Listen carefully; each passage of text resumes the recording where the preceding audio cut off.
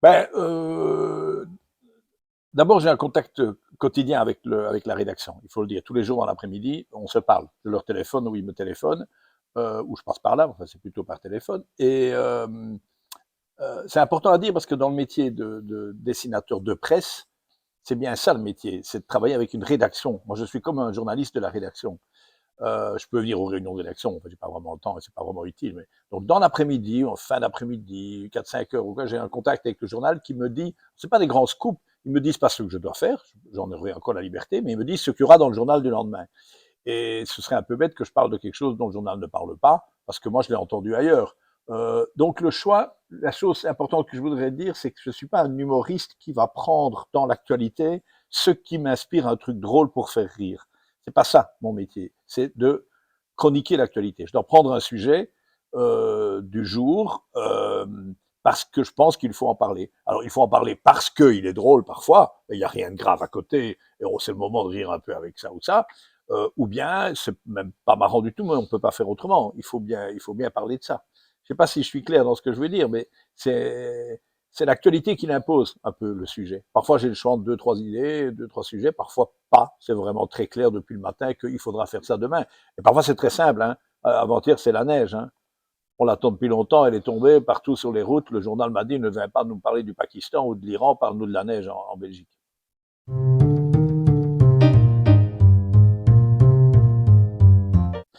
Ah oui, quand même, c'est toute une histoire. Et je ne sais pas quand elle va s'arrêter, d'ailleurs, pour tout dire. Peut-être ici, à Andenne. Non, mais vraiment, parce qu'au départ, ce qui s'est passé pendant des années, mon ami Bruno Coppens, un humoriste bien connu, une grande expérience de scène, j'ai fait un peu de télévision avec lui et tout, il me disait, pourquoi tu fais pas de la scène, pourquoi tu dessines pas sur scène, enfin, où tu racontes ta vie, etc. Je dis, mais attends, laisse-moi dans mon bureau, c'est pas mon métier de faire ça et tout.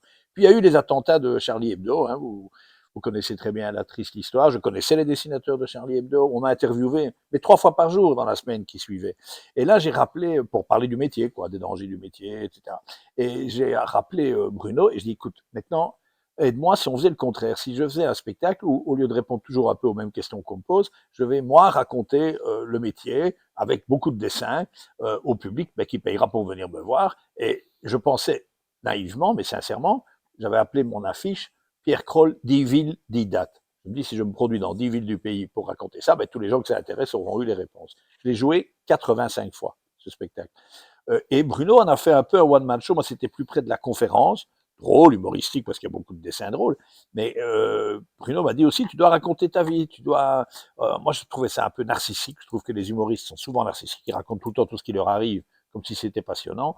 Mais il me dit, si tu racontes que tu es né au Congo, que quand tu étais petit, tu croyais que tous les gens sur Terre étaient noirs, et les gens qui te faisaient peur, c'était les blancs, c'est plus intéressant que de raconter après que tu n'es pas raciste et je sais pas quoi. Si tu racontes voilà, toutes des histoires comme ça, que mon père était un athée convaincu, et ma mère catholique pratiquante. Ils ont vécu toute leur vie ensemble comme ça. Et donc moi, on m'a balancé entre l'école catholique, l'école laïque. J'ai changé 3 fois d'école primaire. J'ai été au scout, mais à l'Athénée laïque, voilà, tout ça. Et si je raconte tout ça, ça décrit un peu un personnage et ça permet de parler des dessins. Voilà. Donc ça n'a pas été très difficile à concevoir, si on veut. Mais après, j'ai dû apprendre beaucoup de choses psychologiques sur le fait de monter sur une scène. Et je peux détailler beaucoup et ça reste fabuleux d'apprendre un peu ce métier, le plaisir. Bruno Coppens m'avait promis des choses et il a eu raison. Il m'a dit, bon, je terminerai avec ça parce que c'est le plus évident. Il m'a dit, mais dans ton métier depuis tant d'années, tu n'entends jamais les gens rire ou applaudir des dessins que tu fais. C'est évident. Moi, je l'ai publié dans un journal. Je ne suis pas là quand vous le lisez. Je ne sais même pas si c'est le lendemain. Je ne sais même pas qui me lit. Je ne sais pas. Et dans une salle, quand je dis quelque chose, ou surtout quand je montre un dessin, c'est ça qui me plaît le plus, c'est quand vous riez ou applaudissez un dessin. Applaudir un dessin, c'est rare. Et moi, tout d'un coup, je vois ce que mon dessin a produit. Donc voilà, ça c'est facile si on veut, et en même temps difficile parce que c'est un métier. On a un peu, vous savez, le trac, tout ce que vous voulez, quoi. Voilà.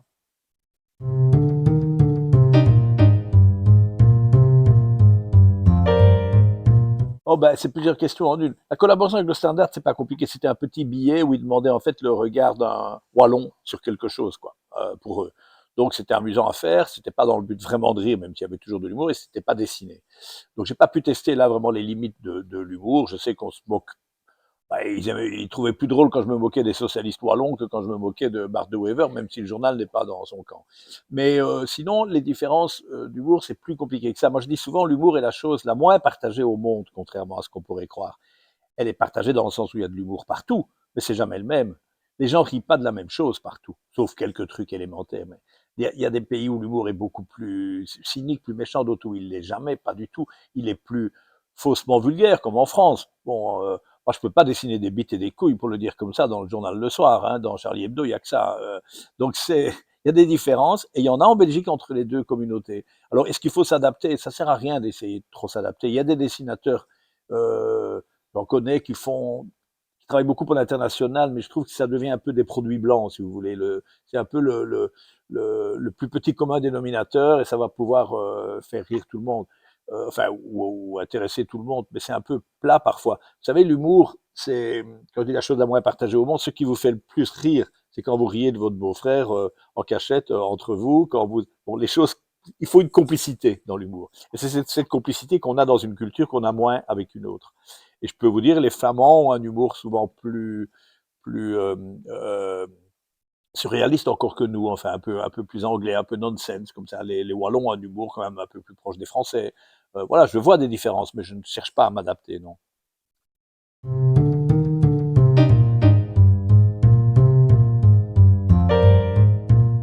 Alors l'influence, ben, je serais très modeste, hein. Je crois qu'aucun dessin n'a jamais rien changé à quelque chose d'important, je pense pas. Même s'il fait parfois très peur, on l'a vu. Mais pour les hommes politiques que je dessine, je leur offre en fait un regard sur eux-mêmes, je leur offre un miroir. Alors les réactions sont aussi différentes qu'ils le sont eux. J'en ai connu qui prenaient très bien tout parce qu'ils ont de l'humour, de l'autodérision sur eux. Je peux citer Michel Dardenne, je peux citer Louis Michel. Alors il y en a qui connaissent l'adage tant qu'on parle de moi c'est bien, en bien ou en mal je m'en fous. Ça je peux citer Anne-Marie Lisin.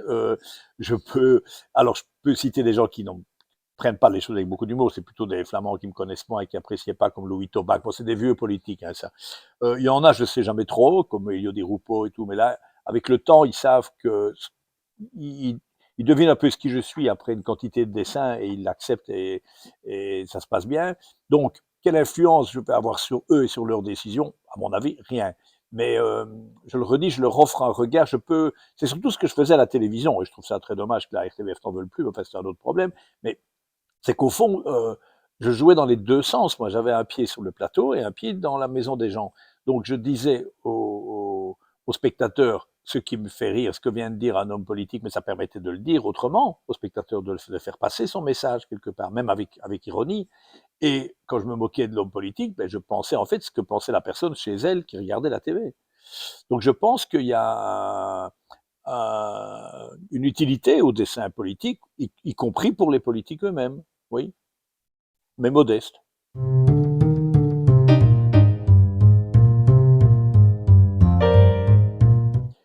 Alors l'autocensure, c'est un sujet simple et compliqué parce qu'en fait, euh, ça veut dire quoi dans la question? Tout le monde s'autocensure. Quand vous allez manger chez des amis, vous ne rôtez pas et vous ne pétez pas à table pour parler comme un caricaturiste. C'est une forme d'autocensure. On apprend à bien se tenir.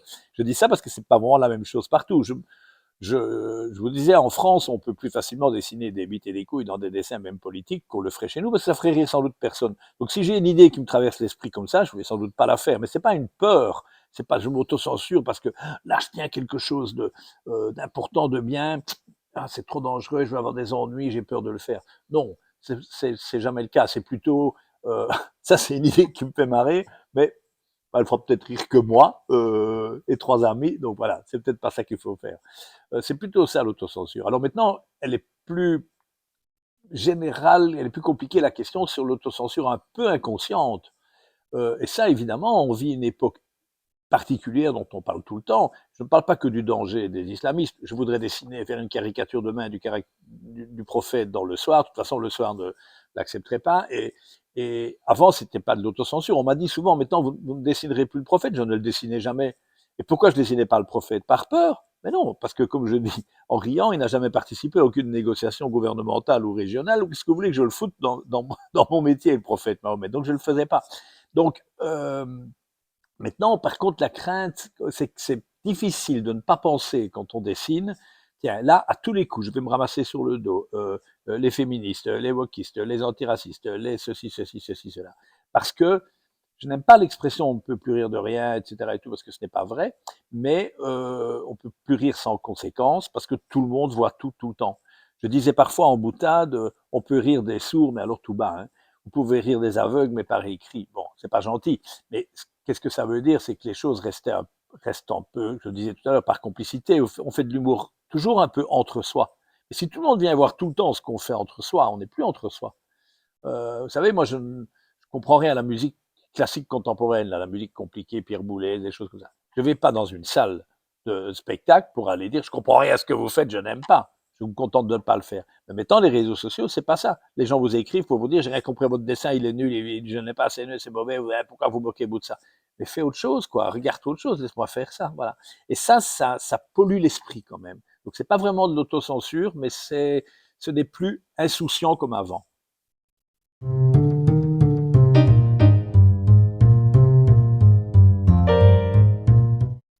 À que d'abord, c'en est presque une définition. C'est presque synonyme parfois, humour et liberté. Moi, je dis souvent, l'humour, c'est de la désobéissance. D'ailleurs, vous n'arriverez jamais vraiment à définir ce qu'on peut faire ou pas faire, parce que ça commence à être drôle dès que vous faites un tout petit peu ce qu'on ne peut pas. Tout le monde connaît les fous rires qu'on peut avoir dans un enterrement parce qu'on s'est mis à rire à un moment et que justement il fallait pas. Il fallait pas, et donc on rit encore un peu plus, on sait plus ce qu'il faut faire. Bon, c'est un exemple un peu simple, mais l'humour politique, il est drôle lorsqu'il est toujours un tout petit peu, à la limite, la mauvaise foi aussi. L'humour est fait de mauvaise foi. Toute simple, hein. Moi, je dessine les gros plus gros qu'ils ne sont. Je dessine les petits plus petits qu'ils sont. Voilà, je mets de la mauvaise foi. Dans ce que je fais dire à des hommes politiques, je vais dans le même sens. Je veux répéter ce qu'ils disent, ou le dénoncer, ou souligner qu'ils n'ont rien dit, qu'ils n'ont pas répondu à une question, etc. Mais je le fais souvent en exagérant, avec beaucoup de mauvaise foi, ce qui les énerve parfois. Et tout. Et ça, c'est une liberté qui est importante, pas juste pour s'amuser, juste parce elle montre qu'on n'a pas, justement, on ne s'est pas autocensuré pour tout, qu'on n'a pas obéi à tout aveuglément et qu'on peut oser dire des choses. Les pays où il n'y a pas d'humour, c'est ceux où déjà on s'exprime pas du tout, à peu près, où on peut rien dire, on a peur de tout. Donc, quand je dis désobéissance, c'est même un peu philosophique comme réponse, parce que c'est aussi parfois une désobéissance sur le sens. La traduction de nonsense, là, en anglais, c'est ça, c'est que vous faites un humour absurde. Il y a des gens que ça énerve, parce qu'ils ne comprennent pas du tout pourquoi vous avez ri de quelque chose qui est tellement absurde. Mais c'est parce que vous avez désobéi au bon sens. Vous avez fait un truc qui n'a vraiment pas de sens. Donc pour moi, l'humour, alors il est vecteur de liberté parce que justement, ben, si on le pratique, on teste tout le temps cette liberté. Allez faire de l'humour sur les ayatollahs en Iran, vous allez voir ce qui vous arrive. Ben, vous aurez testé la liberté d'expression qu'il y a en Iran, tout simplement. Pierre Kroll, je vous remercie. Merci.